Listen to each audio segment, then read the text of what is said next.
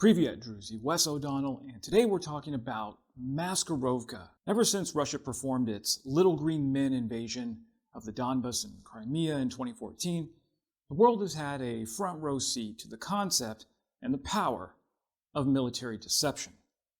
Historically, Russia has been an expert practitioner in the art of deception, from the 1944 Operation Bagration in Belarus to the military intervention in Czechoslovakia in 1968.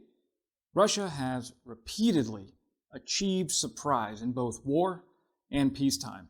The literal English translation of the Russian Maskirovka is little masquerade, but there's nothing little about it. This doctrine covers a broad range of military deception measures. Once a means to create advantageous conditions on the battlefield, Maskirovka evolved to create ambiguity and uncertainty in the operating environment to enable freedom of action for the Russian military.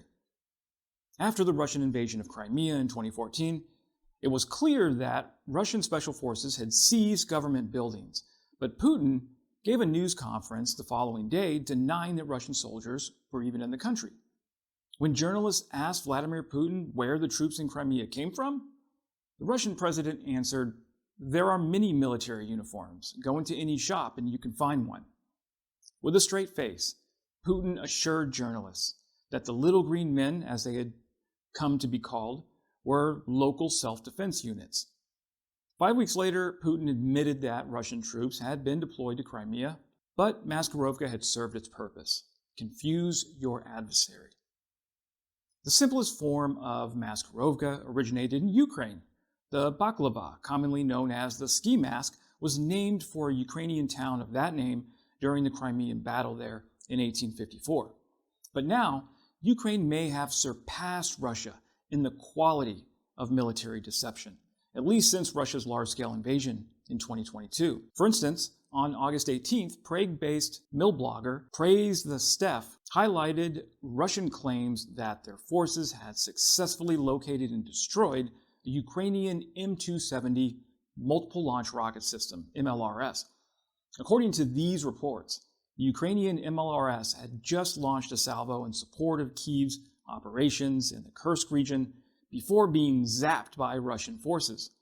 But in reality, as the real M270 relocated, it was replaced nearby with a Czech-made inflatable M270.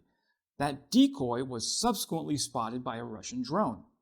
Russia then called in a $3 million Iskander-M missile to destroy it. The Czech company Inflatech makes over 30 types of Western and Russian military vehicles, including balloons that look like HIMARS, the BM-30 Smerch, Pantsir S-1, and Patriot air defense systems, plus a formidable lineup of tanks, including the Abrams, the Leopard, the T-72, the T-80, and the T-90. Their inflatable arsenal extends further, with infantry fighting vehicles, armored personnel carriers, fighter aircraft, military trucks, advanced radar systems, and even naval targets. Last year, CNN reported that hundreds of Ukrainian decoys had been targeted and destroyed by Russian forces. Inflatech isn't the only company making decoys for Ukraine. Metinvest was Ukraine's largest metallurgy group before the war. Now, at a factory in central Ukraine, the company uses a combination of metal and wood to create decoys that give off a heat signature to trick Russian infrared radars and drones. Optically, when Russia uses spotter drones to find Ukrainian targets, they're primarily using the Aileron 3 for short-range surveillance. This drone doesn't have the best camera, and the video feed it sends back to its operators can often be lower resolution than something like the larger Russian Orlan 10 ISR drone. This low-res video can easily trick Russian spotters into calling in a strike against a Ukrainian decoy. By the way, to give you just one example of how sanctions are working against Russia, the Orlan 10 uses a Canon EOS 750D DSLR for its imaging, but Canon, a Japanese company, stopped all exports of its products to Russia shortly after the invasion started. So, Russia has had to attach inferior cameras to many of its surveillance drones, which degrades their ability to tell a decoy from the real thing.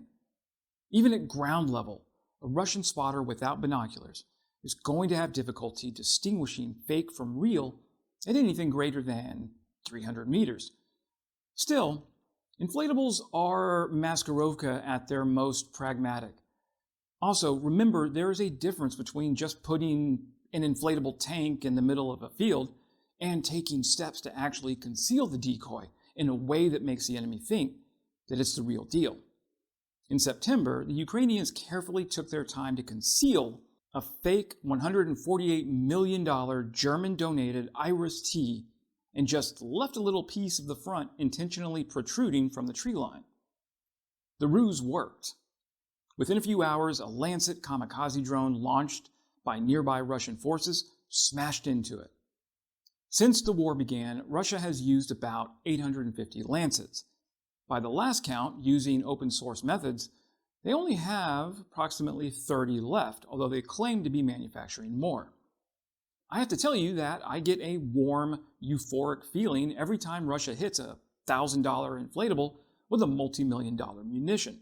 But the fact remains that it's impossible to know for sure exactly how many precision munitions Russia has left.